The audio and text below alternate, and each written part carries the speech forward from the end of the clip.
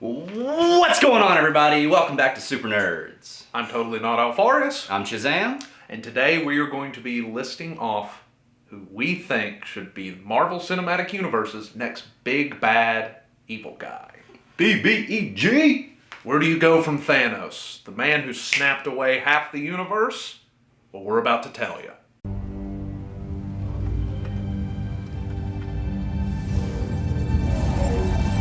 First villain on our list, the Leader. You asked before what gives me the right to rule? Because no one can stop me. Samuel Stearns, one of the Hulk's arch nemesis. Where the Hulk has brawn, the Leader has brain. Telepathy, telekinesis, and access to high-level advanced technology to constantly confound the Incredible Hulk. If they want to focus on Mark Ruffalo's Hulk in the next phases of the MCU, go with the Leader. Up next is Kang the Conqueror. Greetings, Avengers. I am Kang. I have come from your future to deliver a message to Captain America. A time-traveling villain who is intimately connected to some of Marvel's core heroes. He's Reed Richards' dad from the future. He could be Dr. Doom's dad. It's murky. Now, time travel technology, general future technology. Akin to Booster Gold in DC, except villainous. This is a guy who can fight the heroes, lose to the heroes, and pull a next time gadget and just whisk away. He would have gotten away with it too if it weren't for that meddling Paul Rudd. Speaking of Paul Rudd, Kang the Conqueror was just cast in Ant-Man and the Wasp: Quantumania, played by Jonathan Majors, so hopefully he doesn't fall victim to the MCU's one-and-done villain act, but there's always that possibility. Hopefully they've learned their lesson from that. For sure. I think there's a lot to use with Kang. You got period pieces. He could show up in X-Men, Fantastic Four, all over the place. Love Kang the Conqueror. We pitched Kazar showing up at some point. Have him show up there. Hell yeah. We're into period pieces, MCU. Up next, the devil himself. Mephisto. And to be honest, this is probably the easiest one to work in, I would say. Yeah. The ending to WandaVision kind of swung a huge door open for that he could just walk right through, not only into Wanda's future story, but pretty much every major player's story in the coming MCU phases. Yeah. For WandaVision, you have Wiccan and Speed. Technically, part of his soul is in both of them. In Falcon and the Winter Soldier, he's worked with Bucky Barnes, Winter Soldier, to stop a war from happening. Yeah, that's right. The devil can do good. He has, on numerous occasions, interacted with Spider-Man by making, bringing Aunt May back to life, which we talked about in our Mephisto video. I just think there's a lot to do with Mephisto. He's spread himself out in a lot of Marvel continuity.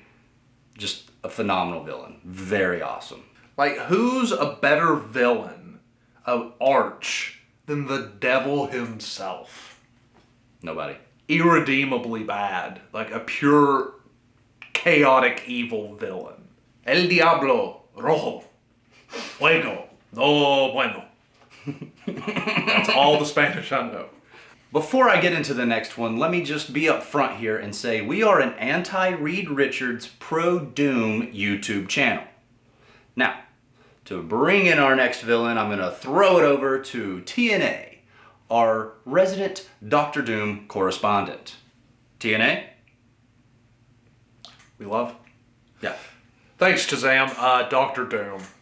This is a man who thinks his ends will always justify his means. Here's the kicker, though. Is he really wrong? You dare trespass on Latvian soil? Is that it? Yes. His power rivals that of Mjolnir. So This man would be the perfect overarching villain for all Marveldom. You don't really beat Doom. You stymie him. That goes with a lot of these guys on this list. It does. But this is a guy I think they could make into the next Loki-esque villain. For sure. Not taming him down and making him comic relief necessarily. No. But making him a fan favorite to an anti-villain, really. Yeah. To where he shows up and saves the world for his own means. Yeah. It is his world to rule, no one else's. Yeah, I think Doctor Doom is another one of those that has spread himself through the continuity. Oh, yeah. He's been taught magic by Doctor Strange. He's interacted on multiple occasions with Galactus and the Fantastic Four and the X-Men and just all over the place. Got close ties with the Illuminati. And so, yes, I think he could be a great Loki-like villain. Although, I would like to see some of the humor from the comics with Doctor Doom come into play. Doctor Doom's got that very dry sense of humor. Oh, and, yes. And it almost like exudes yes. from him. So I think he'd be phenomenal. Yes, the humor of a man who knows that there is no one above him and everything is beneath him. All hope lies in Doom. Now, finally, the perfect villain to usher in a new era of the MCU. Do you want a cosmic threat? Yes. Yes, I do. Well, how about one that survived the Big Bang and predates our very universe? Galactus. She awaits within. Reed Richards, you have come where you are unwelcome. Your hour is struck. Your final page is writ. The Devourer of Worlds. The always hungry cosmic entity. That's almost selling him short. This is an entity that not only his very existence defies the laws of physics, he rewrites them with his presence alone. And not to mention the fact that the power cosmic is his actual power. That's so vague, his power could be limitless. And he survives off of the energy from eating planets. Which, awesome cross note, have you ever read Earth X? No. It's like determined in Earth X that each planet is an unborn embryo for the Celestials. Oh, good God. And Galactus's actual purpose is to keep Celestials from being born, because if there's ever too many, they'll explode the Earth and have another Big Bang happen. It's funny you mentioned the Celestials, actually, because I have a fun Galactus fact of the day. Galactus once took on 5 of the Celestials at once. Yep. He not only survived, he killed one. Yeah, guys, that powerful. A Celestial is, ego level. Like Guardians of the Galaxy 2, ego. Mm-hmm. You follow that reference. They're all ego level, and Galactus can fight 5 of them at once. Infinity Gauntlet or not, the dude is all powerful. My fun Galactus fact of the day is going to be Aunt May was once his herald. Yeah, he made Aunt May the herald of Galactus one time. Oh. I really don't know how to... Silvery Marissa Tomei, sign me up. They really missed an opportunity to make Jason Alexander Uncle Ben. I'm just saying, how funny would that have been if Jason Alexander and Marissa Tomei dated in the MCU? Oh my gosh, only you Seinfeld fans are going to get that one. But God, that would have just, I could have died happy. What else is there to really say about Galactus? The guy is awesome. This is a step and above gathering a bunch of shiny rocks and snapping your fingers because you think you're a super cool, altruistic, evil purple man. Right. This is the end of days made manifest in a villain. Rarely has Marvel topped Galactus, I think.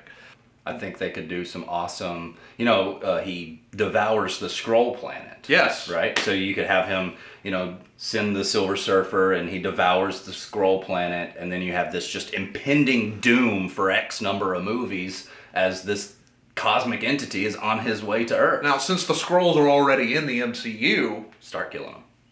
There you go. Maybe just in a movie or two, or in Secret Invasion or whatever, they'll be like, oh, hey, by the way, guess what killed our planet? Right. And guess what's coming?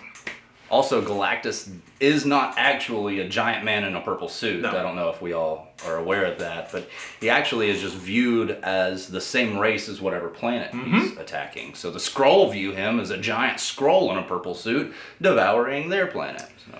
Small caveat, the way they need to do this, I think, like you said, impending doom over multiple movies. Have the Silver Surfer show up way before you show him. Yeah. You can tease him a little bit, but I think the less you do, the better.